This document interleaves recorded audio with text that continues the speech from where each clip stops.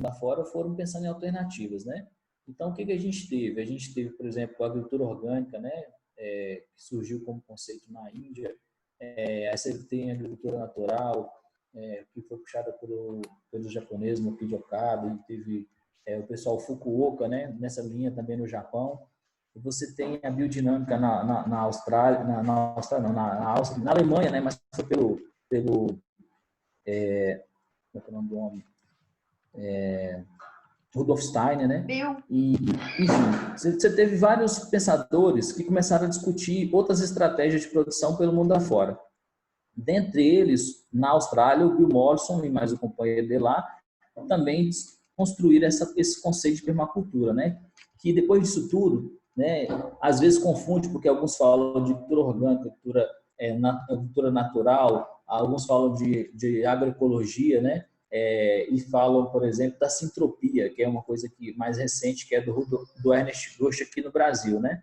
Então, de qualquer forma, o que a gente tem é que todas essas formas de agricultura que são diferentes da agricultura convencional, elas, em algum dado momento, isso aí se fortaleceu muito próximo da Eco 92, isso foi chamado de agriculturas alternativas, né? E que hoje, numa grande tradução, você tem um guarda-chuva, que é a agroecologia, né? Que tem várias pernadas, vamos dizer assim, né? A agroecologia está como um guarda-chuva e cada pernada vai ser uma dessas formas de agricultura, e entre elas a permacultura, o orgânico, a natural, a biodinâmica, a sintropia. Então, só para situar isso no cenário, né? Mas o que diferencia, por exemplo, a permacultura das outras? Primeiro é entender que ela é uma das agroecologias e que está dentro do grande conjunto de agriculturas alternativas, tá certo? É o primeiro elemento, né? E, por exemplo, uma coisa que eu acho que é curiosa, né? No Brasil hoje, quando eu falo de produção orgânica, né? Quando eu falo de produção orgânica, eu entendo todas as formas de agricultura que são sustentáveis, inclusive entra a permacultura. Se você pratica permacultura e ela segue todos os princípios de produção sustentável, você vai poder, digamos assim, buscar um selo de orgânico, né? O caso do orgânico é porque foi o que foi formalizado, né? A agricultura orgânica foi aquela que ganhou, se transformou em norma, né? Em normas de orgânico. Então, mas para eu poder ter um selo orgânico, eu posso estar praticando permacultura, biodinâmica, agricultura natural, agricultura sintrópica, né? Tudo está dentro desse conceito. Só que a nível de formalização e de documentação, entra como orgânico. Mas vamos lá. Então, o que os australianos eles desenvolveram lá nessa lógica da permacultura, né? Eles foram, e hoje a Austrália é um dos países que mais tem essa agricultura certificada, né? É um país que tem uma grande importância nesse sentido, né? Na permacultura, que é a ideia de agricultura permanente, qual que é a intenção disso, né? Essa agricultura que a gente tem em grande escala, ela é muito de transformação, né? Ela pega um ambiente, desmantela ele todinho e cria outro ambiente em cima, né? Até me lembro que eu estudei na escola tradicional de agronomia, eles falavam assim, o agrônomo que forma aqui planta feijão até na lua. E planta, porque a gente artificializa tudo, né? Eu posso botar sol, eu posso botar luz, eu posso equilibrar os gases, né? Eu consigo plantar feijão na lua, tem técnica para isso, né? Mas a grande questão e qual que é o custo disso, né? Isso produz que tipo de alimento, né? Então, na permacultura, a ideia é voltar um pouco voltar para buscar nos sistemas naturais conhecimento, né? Aprender como é que funciona e tentar replicar isso usando culturas que são de interesse humano e que possa ajudar também na conexão com o ambiente, né? Mas a ideia básica é você evitar de ficar mudando demais os ambientes, né? E de ter culturas que sejam contínuas. E no caso da permacultura, ela tem os princípios, né? Porque não é só uma questão de técnica de produção. Tem a história de você ter os princípios, né, de cuidar da terra, né, de você produzir, mas você tem que garantir que essa terra fique boa cada vez mais, e não só extraindo nutrientes, como acontece com a agricultura tradicional ou convencional, né? Essa agricultura convencional, se você quiser produzir um ano depois do outro, você tem que botar adubo. Se não botar adubo, a terra já foi chupada daquela produção ali, e aí não tem mais nutriente suficiente ali. Então, se você quiser produzir na mesma quantidade, tem que botar com bastante nutriente, através de adubos químicos, né? Então, tem que cuidar da terra, né? O outro princípio é pensar em cuidar das pessoas que trabalham com a terra, né? Elas também têm que ter um trabalho digno ali, né? E tem que ter um equilíbrio de tudo, né? Buscar esse equilíbrio de respeito, né? Gênero, de respeitar todos os direitos e vamos falar assim, né? O equilíbrio, né? Vamos dizer assim. E outro elemento é cuidar do futuro, né? Pensar no... Você não pode fazer nada hoje que vai inviabilizar o futuro, né? Por exemplo, nós estamos vendo aí a Amazônia sendo destruída, né? Em nome de, por exemplo, criação de boi inicialmente, né? Quer dizer, eu vou comer uma carne da Friboi que está vindo de um pasto que foi degradado dentro de uma reserva indígena, que foi queimada e tal. Quer dizer, isso aí é uma coisa que é insustentável para o futuro, né? Então, a permacultura, de um modo geral, ela tenta integrar vários elementos, né? Dentro dessa lógica de você fazer atividade, mas vamos falar assim, equilibrando isso. E tem uma coisa que eu acho muito interessante na permacultura, que é você pensar nas energias, né? E dentro da permacultura, uma primeira coisa que eu acho mais interessante é você desenhar a unidade de produção de acordo com a energia que você vai usar ali, né? Fazer a zona 1, a zona 2, a zona 3, a zona 4, até chegar na reserva, né? E isso ser feito de acordo com a necessidade de movimento ali dentro, né? Eu não posso botar, por exemplo, um cultivo de cheiro verde ou uma criação de galinha que eu tenho que ir lá todo dia, lá no extremo da terra. Porque senão eu vou ficar na loucura toda hora de ir lá e voltar, limpar e para cá. Então, isso não é inteligente, né? A permacultura, você tenta colocar essas coisas que você faz toda hora e que precisa de pouco espaço perto da unidade familiar ali da casa, né? A casa, a gente chama no Maranhão da casa mãe nossa, né? Ou ponto 0, ponto 1, dependendo do referencial, né? Então, na permacultura tem essa história. Você, a primeira coisa, faz o design, o desenho. E é a primeira coisa. O que tem que ter nesse desenho que é fundamental? O que eu falei para vocês que uma das primeiras coisas da agricultura é água, né? Então, na permacultura, eu preciso de garantir reserva de água. A primeira coisa, inicial. Eu não consigo fazer... Se eu quiser ter sucesso, eu tenho que garantir a água primeiro. E não só água para produção, mas água para embelezamento, para criar ambientes de mais umidade, de menos temperaturas menores, né? Então, por exemplo, se eu estiver pensando num sítio, numa fazenda, eu tenho que criar os lagos, as reservas, para eu poder ter esses ambientes equilibrados ali, para poder eu pensar nas atividades ou de plantio e depois de criação animal, entendeu? Então, a permacultura, ela tem essas referências, né? E não somente isso, ela pensa também na história da bioconstrução, né? De você aproveitar os recursos para você não ter que trazer de fora, né? O mínimo ou nada, né? Se você pudesse trazer nada, ótimo. Mas se você puder trazer o mínimo, e como é que você traz o mínimo? Você tem que valorizar o que você tem lá. Por isso que se eu pensar nessa coisa de um apartamento, poder reciclar os resíduos orgânicos, começar com as sementes que eu mesmo produzo ali, pensar na reserva de água do telhado ou reuso de água, eu estou criando um ambiente, eu estou fazendo um microdesign de permacultura dentro do seu apartamento, né?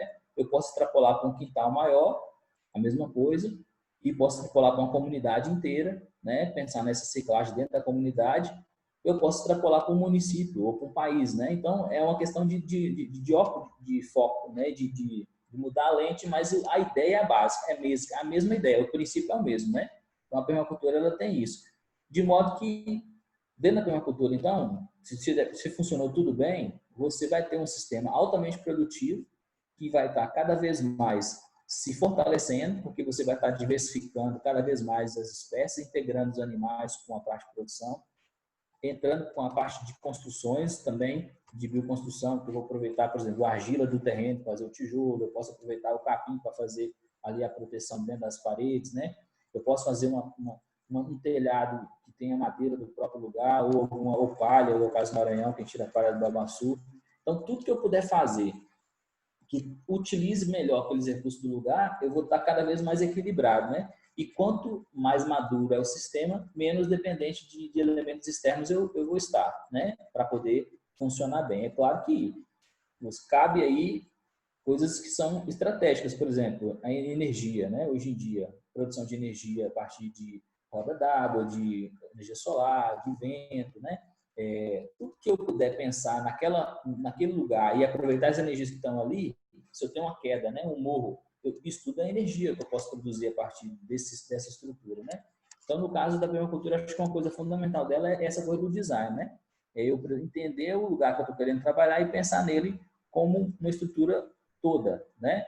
Eu fico imaginando aí a Vargem Grande, essa história do meteoro, né? Que cria um formato côncavo, né, de um morro alto e desce. Isso tudo teria que ser pensado para você ajudar a desenhar, se eu fosse pensar num plano, né? Como é que eu aproveito a energia dessa queda, né? Dá para fazer alguma coisa para aproveitar, né? a água que eu captasse no telhado lá no alto, ela poderia descer por gravidade, né? Eu vou aproveitar que eu não vou precisar de bombear. Então, tudo isso a gente acaba utilizando na permacultura. Então, em linhas gerais e de bem básicas, né? A permacultura ela é esse combinado de ideias e de práticas, né? E de plantio, de design, de preocupação com o mundo, com o contexto do vizinho, com tudo, e que se integra e que, de alguma forma, permite unidades autossustentáveis, né? Que você recicla o máximo que você pode, né? Que dá finalidade às coisas mais de uma vez, né? 2, 3 vezes depois que você cumpriu o principal objetivo inicial daquela coisa, né? E, enfim, integra com o planeta, né? Você está agindo local ali, mas com reflexo no globo todo, né? Mais ou menos, em linhas gerais, é isso. E depois a gente pode passar os outros referenciais que tem para cada ação dessa, né? Para entender, né, essa coisa do design, como é que se faz, né? A importância da esfera da água, como é que eu penso no solo, né? Como é que eu ajusto as relações sociais das pessoas, né? Com o ambiente, com elas mesmas, né? E como é que esse processo todo se encaixa numa ideia de futuro, né? Como é que eu conecto isso com Laudato Si, com a economia de Francisco do Tião, que o Tião fala muito, né? Com os ODS, né? Como é que a gente conecta nisso, né? E como é que a gente pensa em unidades de produção que vai começa no seu indivíduo, sua casa, seu quintal, e passa para a comunidade e vai expandindo, né? Até chegar no planeta todo, né? Mais ou menos isso. Perfeito, maravilhoso. É bem isso mesmo, né? E pensar esse indivíduo mesmo, o que eu tenho trabalhado muito, essa questão da gente primeiro se cuidar, né? Então, pensando na permacultura aqui já no nosso corpo, né? No corpo, na nossa espiritualidade, em todas as questões que a gente tem aí enquanto ser humano, nos nossos valores, né? E pensando de cultivar e desenvolver isso. E é lógico que a gente, se uma terra está bem cultivada, bem boa para produzir, né, para poder contribuir com outras pessoas, a gente não consegue ficar só para a gente, né?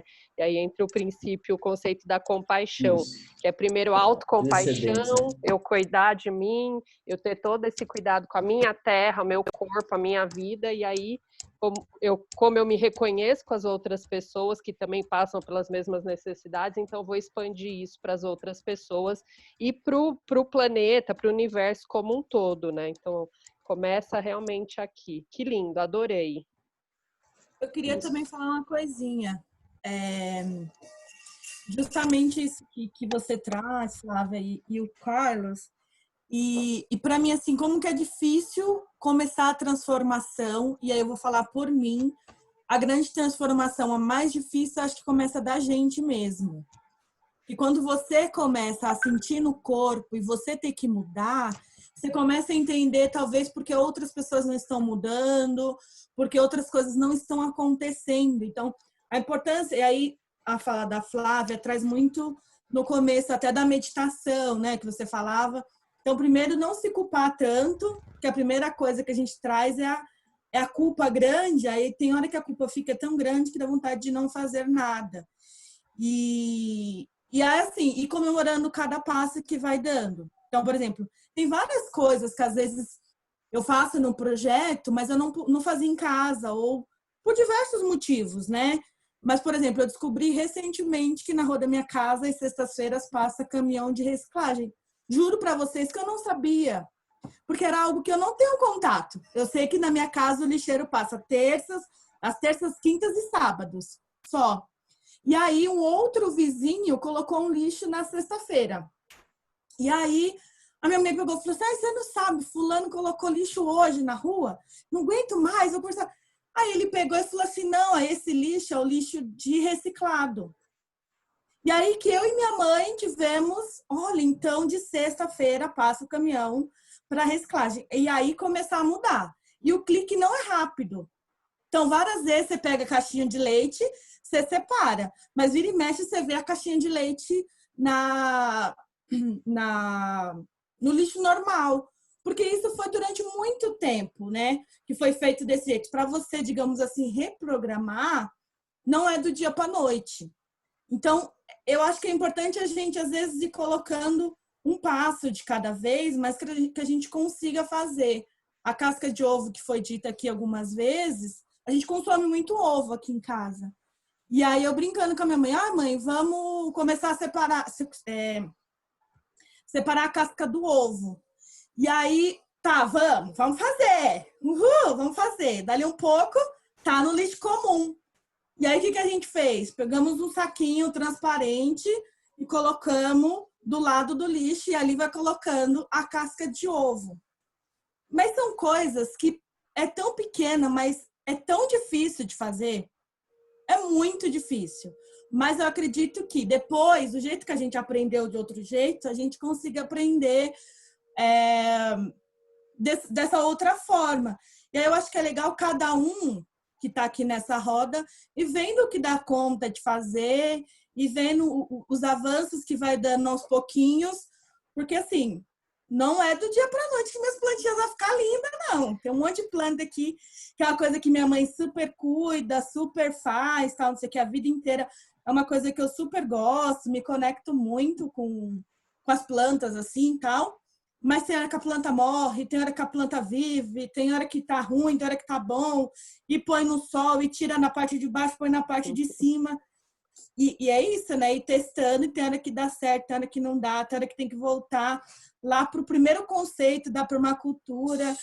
E, enfim, é só isso, assim, porque estou no projeto há tanto tempo e faz permacultura, estuda sobre permacultura. A teoria é muito boa, mas a prática também é fundamental e a prática de cada um, né? Então, era só isso que eu queria dizer, que talvez usar a oportunidade de estar mais em casa nesse momento para ver o que eu consigo transformar de dentro da minha casa. Que seja só separar a caixa de leite, que para um já está separando o lixo inteiro. Mas você dá conta de separar só a caixinha de leite? Beleza. Consumir menos, comprar menos coisa, desperdiçar menos, enfim. Aí vendo o que é possível de ir fazendo nesse período de experimentação, né? Porque eu acho que depois incorpora. Enfim.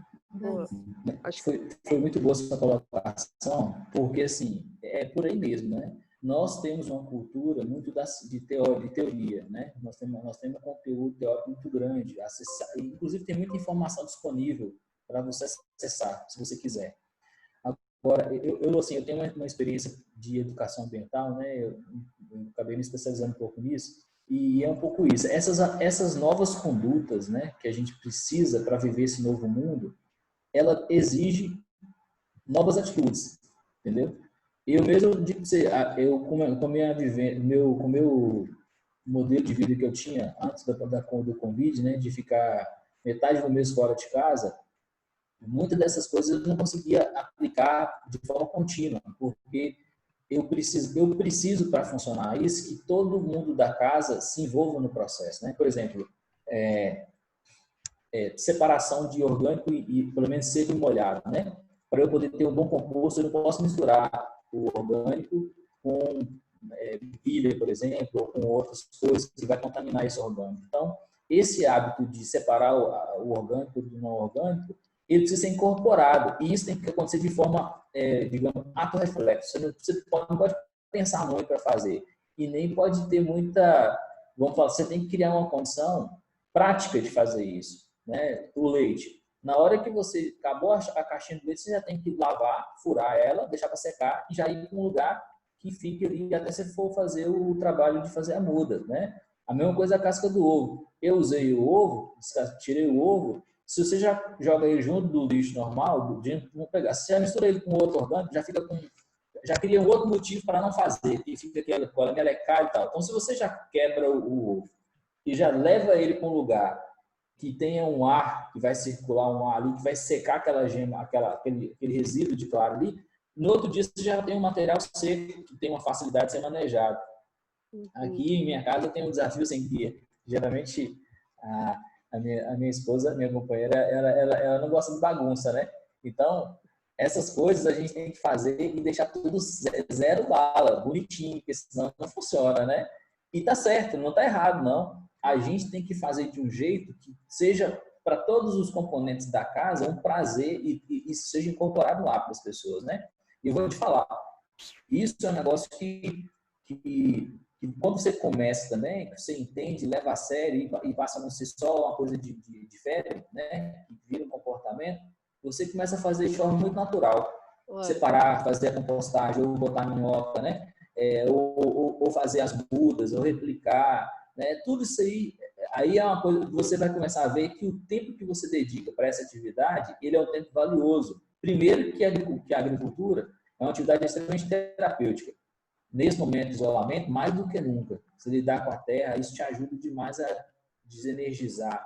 E eu gosto muito de usar a ideia do... Quem já foi em Araçuaí, né? Tem a história do Quenoma, né? Que é um filme que foi feito lá. Tem a roda do Quenoma, né? Que é do mobile perpétuo, né? A roda que depois que começou a girar, ela não para mais. A gente precisa de ter essa roda do Quenoma nesse processo. E as plantas, quando você começa a ter que cuidar da vida delas, ajudar elas elas todo dia tem que pensar, ou é água, ou é adubação. Isso é muito importante, desculpa, para a gente não perder esse foco da biologia em nossa vida. Porque isso foi tirado de nós, né? No Brasil, há algumas décadas atrás, a maioria da população era rural, né? Depois virou tudo para urbano, né? De pouco tempo. E foi tirado da gente urbano essa conexão com a terra. Isso é uma coisa muito séria, porque essa desconexão nossa com a terra abriu brechas e desconectou a gente de um monte de coisa. Por exemplo, todo esse desandar ambiental do país tem a ver com isso também, porque a gente, como não está lá na realidade rural, está dentro do nosso ambiente artificializado na cidade, inclusive com aquele prazer de não ter nada para você poder sujar, para não, né, não sujar a mão. E isso tudo foi vendido para nós como uma coisa positiva. E agora está fazendo falta. Né? E nos tira um pouco da nossa humanidade, inclusive. Né? A gente virou comprador de produto industrializado, supervaloriza isso, né? Não por culpa nossa, a gente é bombardeiro de propaganda e de falta de opção que a gente tem. Né? Por exemplo, é muito fácil achar um sanduíche, uma pizza para esse negócio de delivery, mas quem que vende, por exemplo, uma sopa de brócolis, né? À noite para você beber, para você comprar? Não tem, né? Ah, vamos vender aí uma salada vegana, difícil encontrar, né? Ou então uma porção de fruta, né? Agora, sanduíche, essas industrializadas, você compra fácil, porque foi criado um desenho de sistema de alimentação que facilita isso e desfacilita o outro lado. Inclusive, é um desafio para nós, para as nossas crianças, né? Como é que a gente vai criar, porque o ato de consumo, ele é um decisor político, né? Quando eu compro alguma coisa para me alimentar, por exemplo, eu estou fortalecendo um lado ou não. Por exemplo, agora, se a gente fosse bater o pé e fosse querer comprar os produtos orgânicos dos agricultores familiares, por exemplo, nós estaríamos fortalecendo o agricultor familiar. Agora, o que aconteceu na pandemia? O agricultor familiar foi enfraquecido e o agronegócio fortalecido, porque ele é que domina as cadeias de produção, de entrega, né? Essa coisa toda, né? E aí, o que mostrou para nós? Ou a gente trabalha em dois pontos, né? A gente assumir uma parte, pelo menos, dessa cadeia de alimentação e ajudar a criar estruturas para que a agricultura familiar se fortaleça também, né? Para ela poder atender de forma igualitária, atender nossas vontades, nossos desejos de praticidade, né? Para a gente ter acesso também a esse alimento da agricultura familiar, né? Mas isso é tudo comportamento, você falou correto. Se não tiver prática, eu digo assim, que às vezes no início, essa prática de você, eu fico vendo, cada etapa que você domina, primeiro eu vou começar com um coentro. Quando você descobrir que um caqueirinho de coentro, você plantar ali, ele vai te dar autonomia de não ter que ir no supermercado comprar toda hora aquilo, e você vai ter o prazer de ver aquele negócio brotar, e você vai ter que cuidar, e você vai saber que o cheiro é mais agradável. Isso tem um papel inicial que é educativo, ele é de criar conexão, sabe? Depois que você domina o coentro, essas culturas que são mais fáceis, que também tem isso, a gente tem que ser pedagogicamente estratégico, né? Eu não posso começar essa autonomia alimentar por uma cultura muito complicada, de altamente demorada, porque isso desanima a pessoa, ainda mais quem não está tão comprometido assim. Quando você está comprometido, não, aí você espera, né? Mas quem está ali querendo, mas inclusive tem que estar ali na disputa, né? De um lado e para um lado e para o outro do sistema, quando você dá para ele a oportunidade, e aí eu estou falando ele assim no sentido de todo mundo, né? Das crianças, dos companheiros, né? De quem está envolvido na casa, de ser rápido o primeiro impacto, isso ajuda a conectar, trazer para o lado dessa discussão essas pessoas. E aí, à medida que você vai dominando, aí você vai indo para outras coisas mais complexas. Por exemplo, primeiro, compostagem. Eu vou pegar primeiro separação de orgânicos e não orgânicos, né? É um passo, né? Depois essas coisas que são propagas, sementes rápidas, rúcula, né? Coentro, coisa que você pega ali e já logo bota, já brota, né? É rapidinho, né? Daí depois você vai avançando. Pode plantar batatinha no saco, igual vocês fazem aí, né? Outras culturas no saco, pode pensar em coisas mais elaboradas, né? É uma caminhada, tem que ser uma escadinha, né? Porque aí a pessoa, quando ela assustar, ela já está totalmente a roda do genoma do permacultural e do agroecológico já passou, já vai parar, não vai rodar e não vai parar mais não, né? E aí você conecta com o vizinho que está fazendo alguma coisa e aí você começa a ver a comunidade integrada, né? Porque assim, você vai ver que muita gente está fazendo alguma coisinha, você vai conseguir, por exemplo, eu tô ali, conseguir as mudinhas de cebolinha, quando você vai na feira, que às vezes a pessoa vende a mudinha já, a cebolinha com aquelas raizinhas, beleza, já começa o seu plantio por ali, mas muitas vezes eles já cortam, já vende só a folha, né?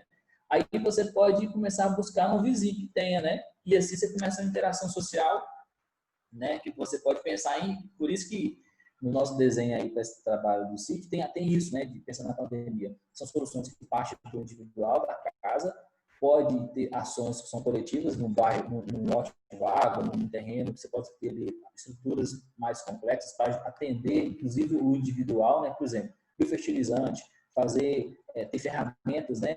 Fazer composto em grande escala, você pode estar concentrado em alguns lugares para poder ter isso aí, um minhocário maior, né? Aí vem o sítio para produzir mudas que possa distribuir, né? Enfim, e culturas que são mais complexas, exige mais irrigação e tal. Mas a rede, eu sou muito assim, eu não sei se vocês conhecem a história da Revolução Estação Verde de Cuba, né? Que aconteceu em Cuba quando a União Soviética parou de fornecer lá a estrutura que Cuba precisava. A história de Cuba, ela para mim, ela é muito inspiradora nesse sentido, né? O que aconteceu com Cuba foi isso aí. De repente, você tem toda uma estrutura de produção convencional, de repente, você não tem mais nada. Você tem que reinventar a agricultura. E você tem que alimentar um povo inteiro da melhor forma possível com o que você tem na mão. E foi o que Cuba fez, né? Ela partiu para a agroecologia, para esses modelos permaculturais, né? De reciclar. Igual eu falei, ó, se você pensa só na lógica do adubo, né? Você pensa só no resíduo orgânico que nós temos, que 40% de tudo já é uma grande fonte de adubo que você vai fazer, vai resolver 2 problemas, né? Ou até mais, né? Porque tem gente que vai transformar isso até em geração de renda, porque eu comprava em Araçuaí composto orgânico e humus. Eu comprava um pacote de 5 quilos de humus por R$12. É um produto econômico, né? Para quem não tem o espaço todo em casa, que quer ter um adubo natural, vai comprar de quem faz esse adubo orgânico para fazer as hortas e manter ativas ali. Então, eu até posso depois passar para vocês, tem um vídeo que fala um pouco dessa história de Cuba, como é que ela se ajustou para conseguir superar o isolamento todas essas décadas aí vamos falar de quarentena que o país sofre, né? E como é que a permacultura e a agroecologia ajudaram a ter uma condição mínima de sobrevivência naquele país, né? E eu fico pensando que, no nosso caso aqui, nessa pandemia, essa experiência que talvez poucos países tenham desse mesmo formato, ela vai ajudar muito a entender o potencial que tem e como que a gente precisa ir mudando esses hábitos, né? E entendendo os recursos que a gente tem e, ao mesmo tempo, mudando os hábitos. Você falou a coisa correta. Hoje, a nossa tendência, o ideal, né, eu fico pensando assim, é a gente ter uma redução alimentar, no sentido assim, de exageros, né? Começar a comer menos em termos de volume, só o necessário, para poder comer melhor e até facilitar a produção, porque se eu continuar no hábito de absurdo de consumo, eu vou ter que ter mais um volume de atividade produtiva para poder atender nisso, né? E hoje em dia, assim, a gente fala muito assim desse processo, a gente pensa muito em vegetais, né? Mas, assim, hoje você tem condição de fazer sistemas que eu consiga produzir aves em pequeno espaço, né? Galinha, codorna, peixe em caixa d'água, né? Eu posso produzir proteína em pequenos espaços, né? Esse é um desafio, né? Eu não preciso ter um açude de 10 por 10 para produzir peixe, tilápia. Eu posso ter uma caixa de 1.000 litros, criar 30 tilápias, né? Se eu tirar 30 tilápias a cada 4 meses, eu já tenho, olha o tanto de peixe que eu vou poder incluir no meu hábito alimentar, né? criar uma abelha, tinha uma abelha indígena dentro do quintal na cidade, o jataí, entra o mel, por exemplo, né? Uma abelha sem ferrão. Eu vou ajudar na polinização e ainda vou ter um produto ali que é extremamente valioso, né? Galinha. Eu conheci um projeto de uma ONG que eu fiz uma assessoria ano passado, atrasado, e eles estavam distribuindo no Piauí, o pessoal, assim, cada família recebia 15 pintinhas, né? E aí o pessoal fazia um viveirinho ali de 2 por 3, recebiam 2 pacotes de ração e depois de 70 dias em diante começava a bater aquelas galinhas e incluir no hábito alimentar. A ideia inicial era para alimentação, mas depois a pessoa pegou o gosto, ela começou a ver que dava certo, ela começou a produzir para vender abatido no final de semana, enfim. Essas coisas é uma questão de a gente reconhecer o valor que isso tem, né? E que essa coisa da produção da comida, eu mandei outro dia um materialzinho que eu recebi no Facebook, que é a história de que quando você produz o seu alimento, você está imprimindo o seu próprio dinheiro. E é isso mesmo, né? Eu fico pensando nesse cenário aqui, ó. Uma cesta básica de R$519, que é o caso de São Paulo, que está no Diese, né? Metade do salário mínimo.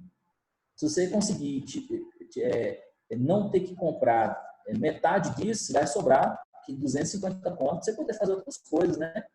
E acho que essas pequenas revoluções, como diz o Tião, né? Esses pequenos nadas que começam pequenininho, que vai dando sentido para a gente poder pensar uma coisa maior, né? E a cada percentual que você deixa de ser domínio, que você domina mais, que a família domina mais, você vai ficando mais autônomo, você vai economizando. Imagina, pode parecer pouco, mas um molde de cheiro verde é R$2, R$3, né? Uhum. Se você precisar de 2 por semana, não são R$6. Já dá para você comprar pão 2 ou 3 dias, dependendo do se for uma pessoa só, né? Então, esses pequenos aí é que a gente vai fazendo o jogo todo, né? E eu acho que tem muita, que assim, é um caminho que eu digo pensando com a equipe nossa, né? O CPCD já trabalha com essa lógica há muito tempo.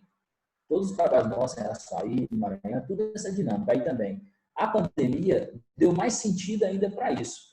Quem acreditou nisso no passado, igual o Maranhão, tem gente lá que está 6, 7 anos trabalhando com agroecologia. Quem está lá já entendendo essa história e trabalhando em cima disso, está passando muito menos problema do que os outros. Está colhendo produto, tem uma diversificação grande em casa, está colhendo banana, está colhendo arroz, está colhendo feijão, e está diminuindo a dependência, né? Vai passar, isso é resiliência, né?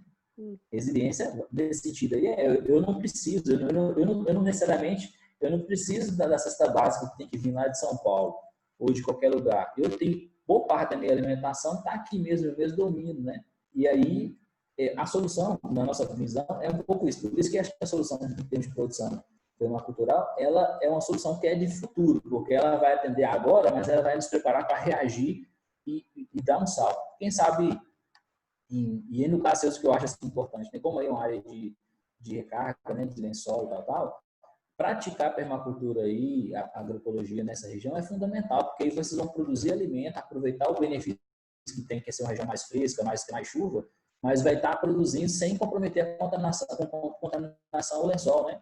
E, enfim, e criar e fortalecer essa coisa da produção com quintais infiltrantes, porque se você tem quintais cada vez mais vegetados, vai ter mais infiltração, né? Eu acho que não tem contraindicação, né?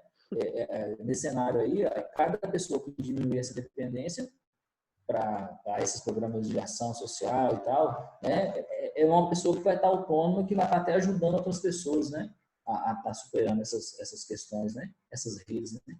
É um pouco desse entendimento, né. Oi, Eliane, eu queria mostrar umas fotos, só que eu estou travado aqui, eu não consigo mandar para esse coisa. Você tem como destravar para mim? Destravar. Libera. Você está controlando aí, né? Mas, deixa eu ver aqui. Eu vou colocar você é como... você? Deixa eu, Flávia, Miela, Vera e todo mundo, Carlos. Eu tenho uma roda que eu sou anfitriã de 4h30. Eu não vou poder atrasar para outra roda. Aqui, a previsão era até no máximo 4h30, né? Uhum. Eu não sei.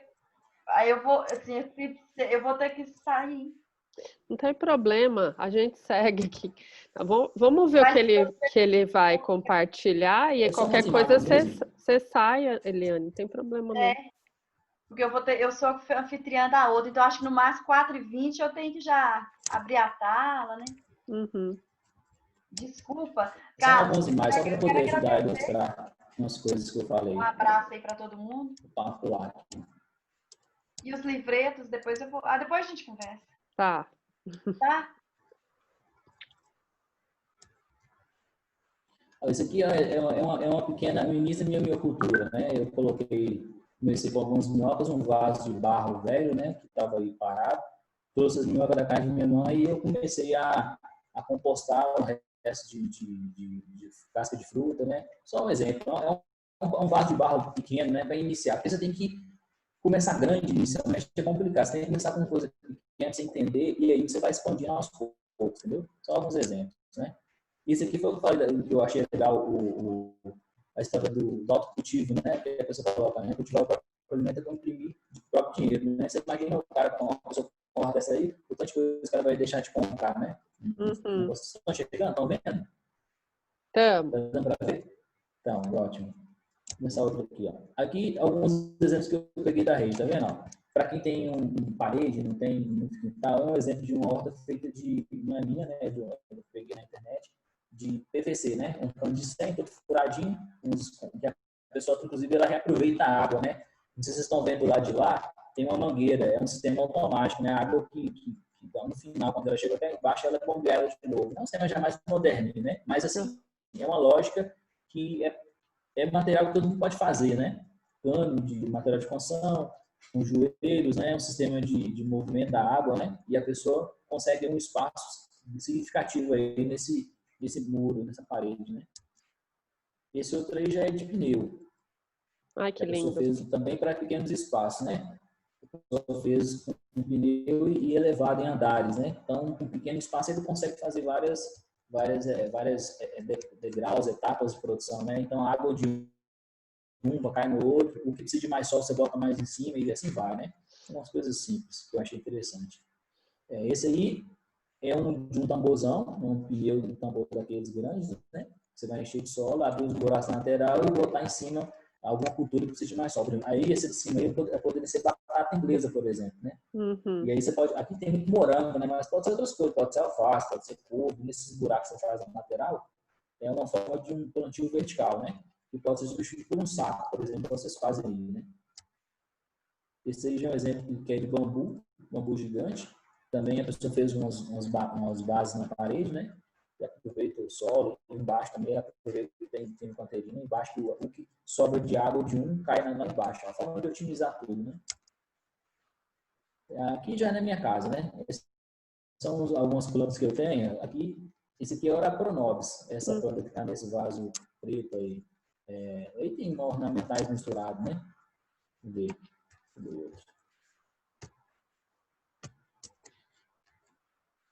Aqui eu já tenho plantas medicinais misturadas, né?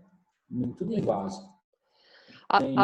A Tamires perguntou sobre plantação de hortaliça em pneu, porque a gente estava com essa orientação de não plantar nada que é para alimentar em pneu. Olha, eu já tive esse questionamento antes, né, de outras pessoas. Eu acho o seguinte, eu consultei as normas de orgânico do Brasil, que talvez sejam as normas mais chatas em termos de exigência, né? E do IBD, inclusive, né? E no contato que eu tive com eles, inclusive um colega meu que é inspetor lá, não tinha nenhuma restrição a isso, né? Evidentemente, quem sabe que o pneu é um polímero que dura muito tempo, né? Eu acredito que uma coisa fundamental dele é você fazer a lavagem, fazer como é que eu posso falar? A inversão do pneu para a água escorrer para baixo, para ela não ficar acumulada dentro dele, né? Mas, assim, na minha visão, eu acho que o pneu ele traz mais benefício do que malefício, né? Claro que a gente tem que continuar, vamos falar assim, observando, analisando, vendo se tem alguma publicação que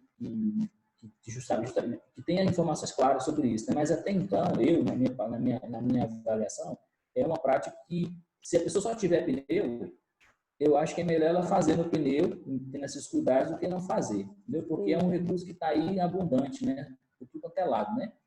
Mas, assim, aí fica de cada um, né?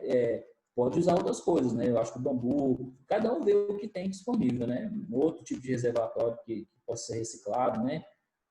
Um pouco isso. Eu, particularmente, até então, eu não tenho nenhum documento que oficialmente me dá uma limitação, assim, isso aí é proibido por causa disso, daquilo, do outro. eu não tenho essa referência, né? Mas se alguém tiver, inclusive, quiser compartilhar, eu gostaria até muito de receber isso para poder ter isso como base. Mas até onde eu fiz as consultas sobre esse assunto, eu não tive, pelo menos em relação ao orgânico, eu não tive uma limitação em relação a isso, não, de impedido, né? Isso não é uma coisa impedida de fazer no orgânico, por exemplo, entendeu? Tá. Mas aí fica a critério de cada um, né? Pode usar barro, pode usar, né? Bambu, pode usar outras coisas, né? Barro, né? Aí fica a critério. Deixa eu passar para adiante. Aqui, isso aí, por exemplo, são os caqueirinhos de 2 etapas, né? São 2 momentos, mas não é o mesmo, não. É um coentro mais velho e um coentro já brotando. É dentro da história de escalonamento, né? Então, quando estiver acabando, aí já tem outro, né? Esse coentro aí, a gente, depois que plantou e começou a colher, não comprou mais coentro, não. É um dando sequência para o outro, né? Deixa eu ver aqui mais. Aqui, usando coisas que a gente tem em casa. Esse aqui foi fazer uma sementeira de alface, esses negócios de ovo, né? Porque eu tenho a célulazinha. A experiência que eu tive foi de que eu preciso de botar mais solo para ter mais solo disponível, talvez até próximo do limite aqui dessa pontinha, né? Para ter mais disponibilidade, mas funciona também, dá para você fazer sementeira, né? Isso aqui é uma garrafa de mineral, né? Cortada quando ela perde a validade e tal, você tem ali disponível e vai descartar, você pode transformar isso em um lugar de plantar também. Né? Deixa eu ver aqui. Essa aqui. Volta aqui. Essa aqui, ó. Eu falei para vocês da jabuticaba, né? Olha aqui, minha jabuticabeira é essa árvore do meio aí, ó. Ela está num vaso, tem mais umas 3 ou 4 espécies aqui de outras plantas ornamentais na base dela. E aqui, toda vez que faz as podas, a poda fica dentro do vaso, né? E essa jabuticabeira, ela veio da minha casa em Araçuaí há 3 anos atrás, nós arrancamos ela do chão e botamos no vaso e ela já, todo ano ela produz. Tem que molhar todo dia, né? A jabuticaba gosta de água, né? Isso está dentro do apartamento, ó, isso aqui é vidro, né? Ela não tem contato direto com o ambiente, não. Tudo a gente que cuida, né? Do lado de cá é o alho, que eu comprei, peguei as dentinhos de alho brotando já no sacolão, né? E plantei, ele já está bem maior que esse aqui, inclusive eu já fiz tempero com a folha dele, né? Antes de dar a cabeça, você pode pegar a folhinha dele e socar no alho, no sal, que já tem um saborzinho ali, né? Já ajuda, né? Do lado de cá, aquelas cebolinhas que, final de feira, pequenininha, cebola roxa, que você compra, eu comprei de proposta as menorzinhas, que fica mais barato, né? E aí eu botei elas para germinar e tá aí produzindo. Elas já estão maiores do que isso aí, que essas fotos já tem um tempinho. Eu tenho 2 etapas, tem 2 grupos nelas, né? Uma está numa garrafa desses de coisa que eu abri, e a outra está numa caixinha de leite, né? E essas folhas, depois de grande, antes de você ter cabeça, você pode usar essas folhas para fazer, colocar na comida, né? Aqui, ó, outra coisa, vocês falaram aí. Só não tem a foto aí do café, que eu acabei na correria e não consegui achar, mas a história o conceito de sementes, né? O quanto de semente que a gente joga fora toda semana, eu vou guardando, né? E casca de ovo e cinza, né? São coisas que são tudo dentro da casa da gente, você pode ir separando. É um hábito, gente. Tem que criar o hábito, tem que começar a sentir gosto. Começa por um e vai avançando, sabe? Mas você vê que existe quando você começa a fazer sexo, você vai vendo o tanto que isso tem potencial, em termos de quantidade, né? De produto, né? De material que você pode usar. E uma coisa que eu gostei muito, tá vendo isso aqui? Ó, isso aqui é a minha salinha aqui, meu escritóriozinho, né? É a história das plantas que são que fazem a limpeza do ar, né? Eu tenho ali uma espada de São Jorge e tal. Eu penso que para quem quer começar uma atividade de produção, às vezes o ornamental ele inicia, ele dá essa primeira ação, esse primeiro passo, né? Porque o ornamental e plantas funcionais como essas aí, elas não têm aquela exigência de uma planta que você vai comer, mas elas têm um papel importante. Hoje, por exemplo, nos apartamentos da vida, né? O ar nosso ele é muito carregado de compostos, né? Os compostos orgânicos voláteis. E tem muitas espécies dessas plantas que elas são muito adaptadas. Por exemplo, essa espada de São Jorge aqui mesmo, está aqui no chão do violão, ela é uma das que são que limpa o ar atmosférico. Essa planta é muito adaptada. Ela suporta ficar sem água por um tempão, ela suporta ficar com água demais no pé por um tempo, né? Esse vaso, por exemplo, é um vaso desse da gente que tem em casa que às vezes quebra uma beiradinha, você vai lá e cola ele com um super bonde, alguma coisa parecida e joga a planta lá dentro, né? Ela não vai crescer igual uma planta que está no solo, mas ela vai ficar ali viva, produzindo, né, beleza e dando, digamos assim, te conectando de novo com a terra, né? Então, são coisas que a gente tem que fazer. Legal. Assim, queria falar de uma coisa rapidinho. Esse negócio das oportunidades, né? Nós temos adotado, por exemplo, uma parceria com a Embrapa lá no Maranhão, que está nos ajudando não para o mundo urbano, mas até por urbano, né? O caso do Sisteminha, por exemplo, ele tem uma série de módulos produtivos que caberia em terrenos urbanos, né? De criação de peixe, de ciclagem de água para adubação de hortaliças com água do peixe, né? A sintropia também, acho que é uma linha que traz os elementos novos para ajudar na permacultura, que na verdade aproveita, tudo é conectado, né? No caso do CRIAF, é um sistema de rotação de culturas e consórcios que sempre foi feito para o Maranhão, né? Que é arroz, feijão, milho e mandioca, mas eu acho que se aplica para o Brasil inteiro, né? São modelos de tecnologias que a Embrapa desenvolveu, que a gente está fazendo parceria, que pode ser replicado em espaços, por exemplo, aí em São Paulo, no sítio daí, né? Assim que a coisa começar a rodar, nós vamos estar trazendo essas referências para poder trabalhar aí também, né? Para poder ajudar a desenvolver isso, né? E a motivação, né? Isso aí é meu menino mais novo, né? José Henrique. Eu vejo o seguinte, quando a gente achar que não tem motivação, que desanima, que a gente, né, é difícil essa coisa de começar um negócio novo, de mudar o comportamento, essa figura aí, ela ajuda a gente a pensar no filhote do filhote, né? Uma música que o pessoal canta lá em Araçuaí, né? Pense no filhote do filhote que ainda vem, né, que ainda vai nascer, né? A gente precisa pensar no futuro, né? E mesmo que a gente às vezes ache que para a nossa geração tá difícil, mas tem que dar um esforço, porque esses aí, ó, esse menino dá um ano, a gente tem que preparar o mundo para eles, né? Um mundo melhor para eles, né? E esse investimento que a gente fizer agora, né, para mudar essa conduta nossa, que a gente precisa de mudar alguma coisa, não pode passar por uma experiência como a gente está passando agora e ficar igual, né? A gente tem que pensar neles, sabe? Pensar neles, porque a gente não pode ser irresponsável e deixar um mundo complicado mais do que está, né? E sempre que é possível fazer, sabe? Depende, às vezes, da gente dedicar um pouquinho mais, da gente acreditar, estudar, né? Porque o conhecimento, ele de fato, ele limita, né? Mas acho que também esse mundo virtual hoje, igual a gente está aqui, né? Permite que a gente possa fazer isso de outras formas, né? E eu fico, assim, muito feliz de poder estar podendo ajudar a conectar, né? Porque hoje, assim, a gente, ao mesmo tempo que hoje, eu já tive contato com o pessoal em Araçuaí, no sítio, com gente no Maranhão, e vocês em São Paulo, né? E poder fazer esse negócio rodar, sabe? Com experiência. Pena que não deu tempo de botar mais imagens aí, mas no outro momento a gente pode fazer um outro encontro para poder colocar outras coisas que estão acontecendo, né? E a gente, pelo menos eu, particularmente, a minha roda do que não é isso, sabe?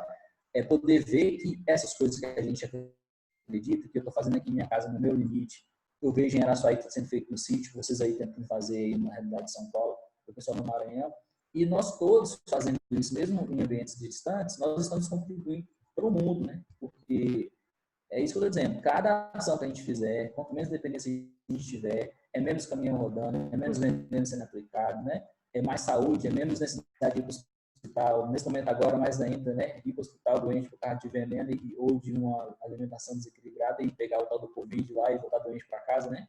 Então, é uma questão de saúde mental também, né? De cuidar da mente, né? Através da agricultura, né? Das plantas medicinais, né? E a beleza, né? Que a planta também traz vida, né? Para a nossa dinâmica, né? Então, gente, o que eu tinha para falar nesse momento, nessa etapa, eu acho que era isso, assim, né?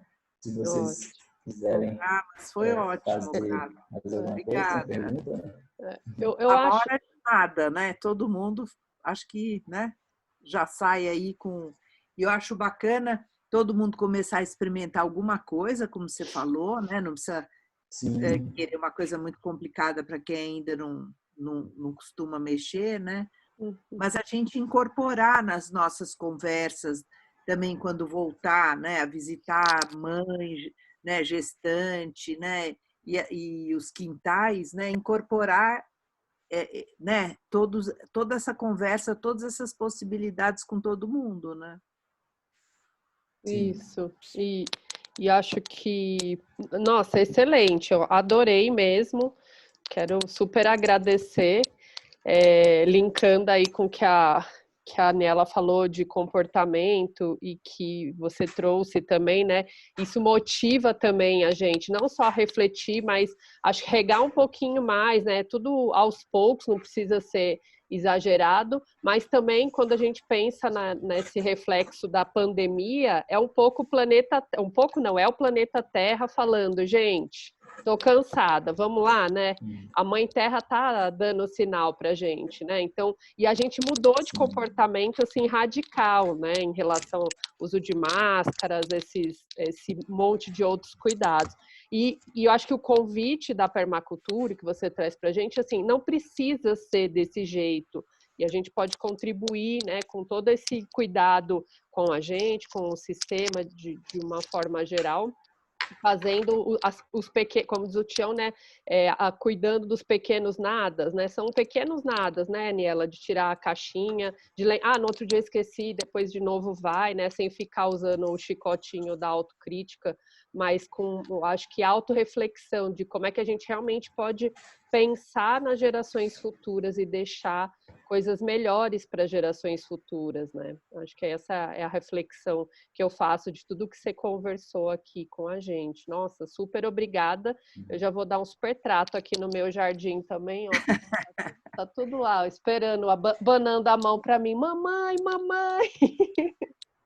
E eu acho legal também todo mundo começar já a pensar, né, para quando a gente voltar, em cada bairro, onde que dá aí para rolar uma horta comunitária também, né? Que nem todo. Aí quem não tem espaço em casa, de repente vai para a horta comunitária, né?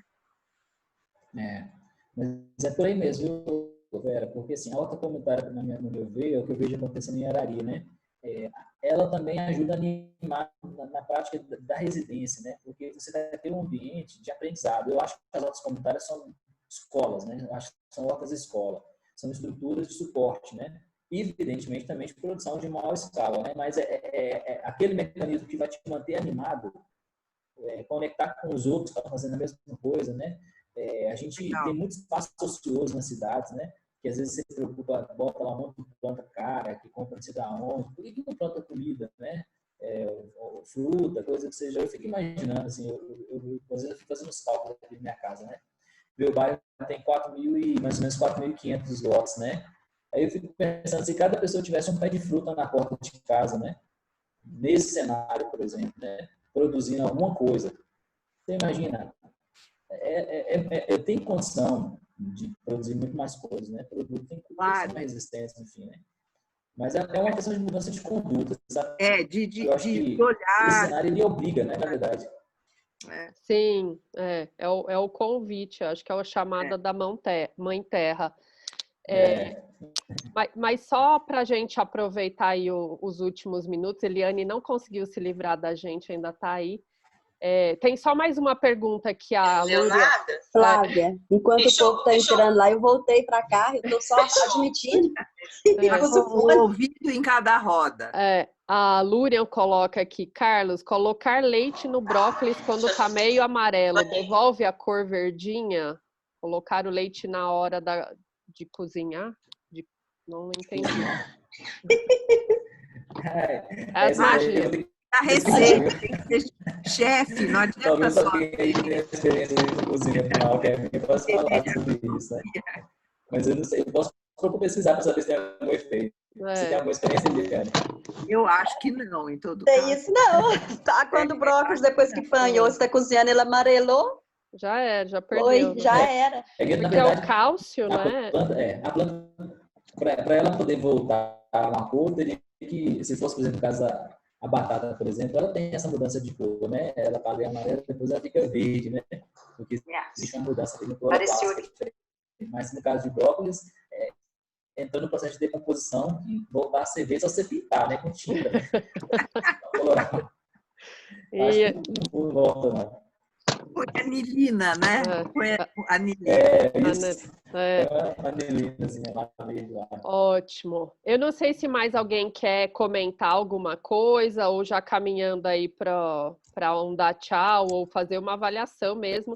Eu esqueci de começar a gravar desde o princípio, eu peguei só do meio para frente, a gente tem colocado lá no canal do IBEAC para ficar para a gente acessar, né? Então, gravou um pedaço, depois eu passo o link para vocês também. Se sair aquele grupão lá que a Rafa comentou, eu passo o link lá também.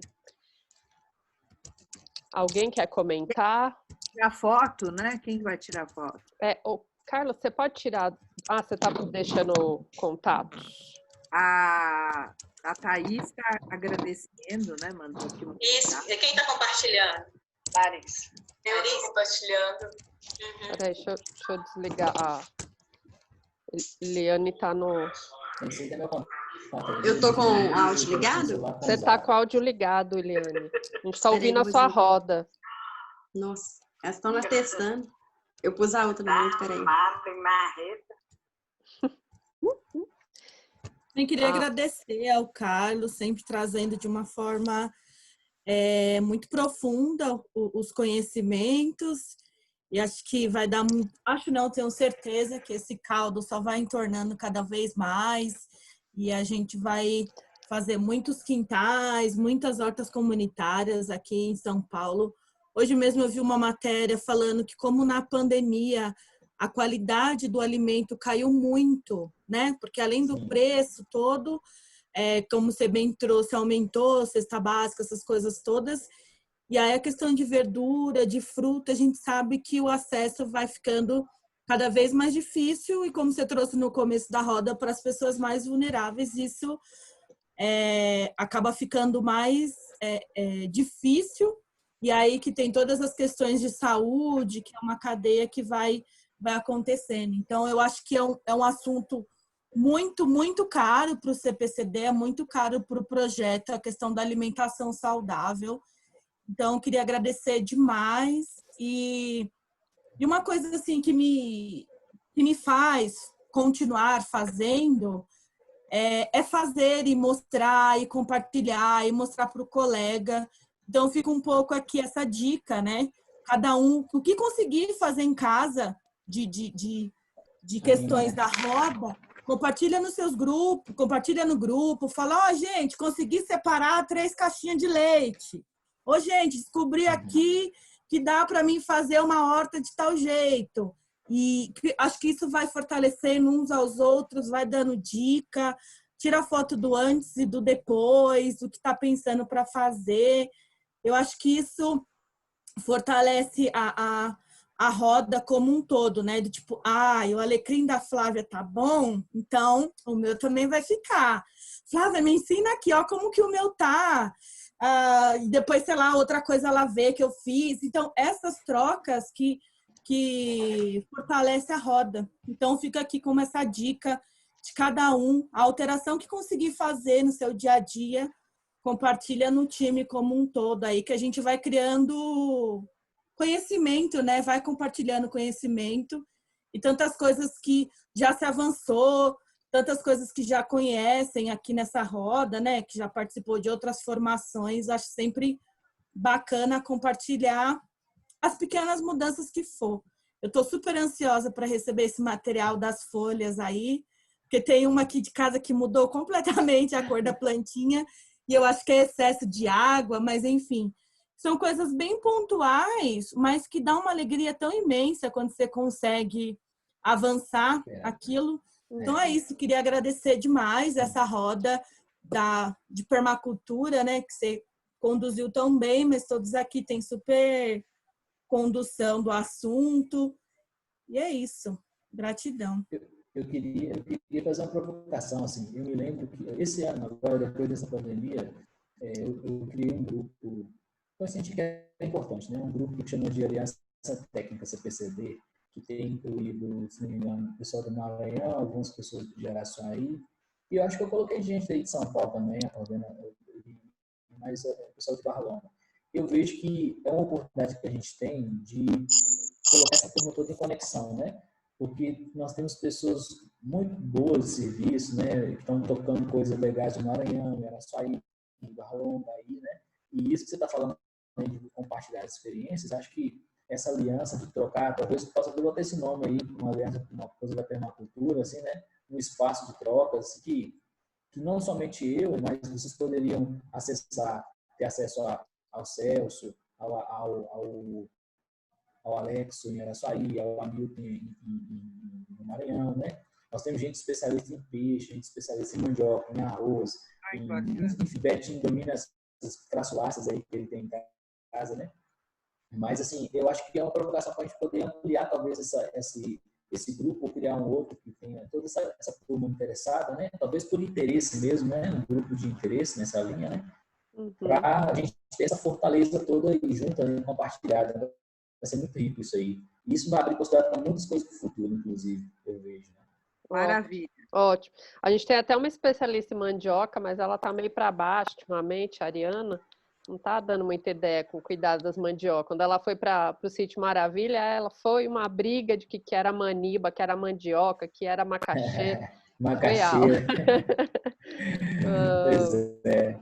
Mas eu acho que a riqueza é muito grande que tem nesses espaços. Ô, Carlos, explica aí para elas que mandioca é diferente de aipim, que elas não acreditam até hoje. A gente já teve essa aula. Ela já teve. É uma questão de referência regional, né? Mas você quer que fale sobre isso? Não, imagina. É zoação, é piada interna aqui que virou uma palhaçada depois de Araçuaí. Foi um tal. A gente trouxe no avião um monte de muda de mandioca daí. Meu pai tem até hoje, porque eu levei lá para casa, ele plantou no quintal dele, já deu mandioca, aí ele já plantou de novo, já vai sair, acho que é a segunda ou a terceira quantidade. É a mandioca de... Mas a mandioca e o aipim é a mesma coisa, pelo menos no entendimento nosso, né? O que tem a diferença aqui para nós aqui é a mandioca mansa e a brava, que o Maranhão é mandioca e macaxeira, né? Para eles a mandioca é a mandioca brava, que tem o cerneiro. Todo mundo trouxe queijo, só trouxe maniba. A maniba é a estrutura de propagação, que é o caule, né? Mas é uma das formas que a mandioca também se produz por semente, mas a gente não faz isso, né? Mas é obstáculo mesmo, é clone, né? A gente faz clonagem. Aí. Obrigada, querido. A Sara, acho que ia falar alguma coisa ou desistiu?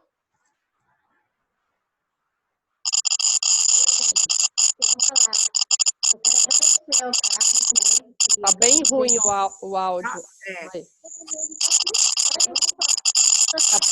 parecendo... Tá um barulho.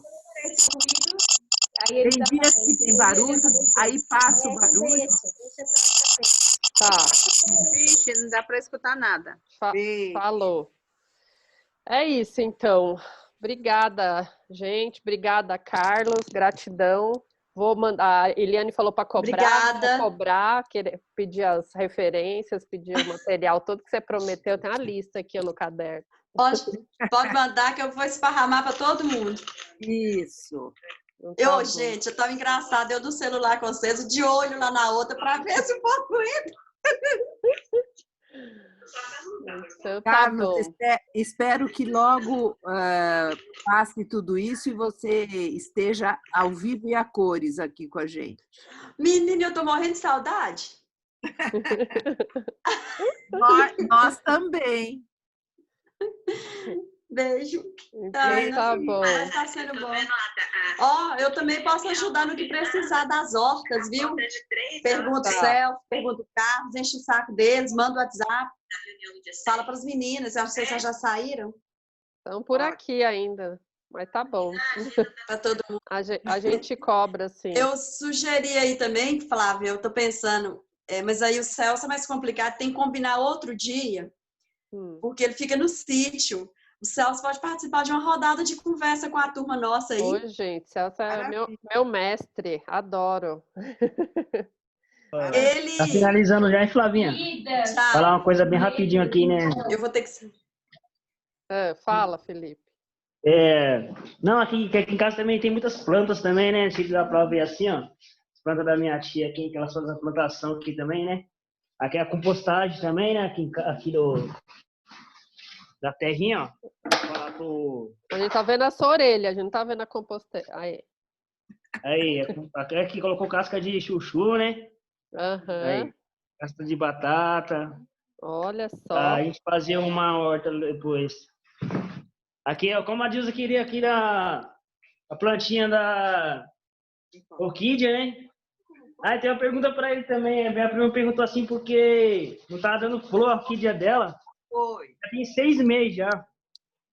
Como é o nome dessa planta? Tá sem áudio, Carlos.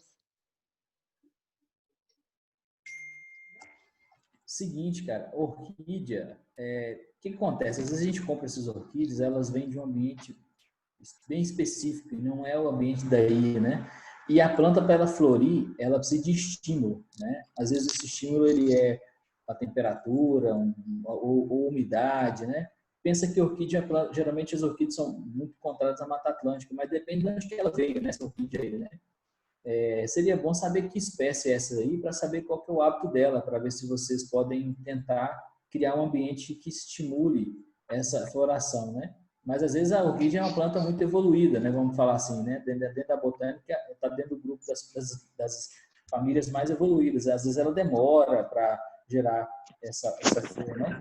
Às vezes ela precisa passar por um estresse para gerar essa flor. Então, seria bom você tentar identificar a espécie para ver qual que é qual que é a dinâmica dela, para ver se precisa fazer alguma coisa, para vocês conseguirem que ela faça floração, né? Uhum. Muito bom. Obrigada. Se deixar, a gente vai ficar aqui fazendo perguntinha até acabar.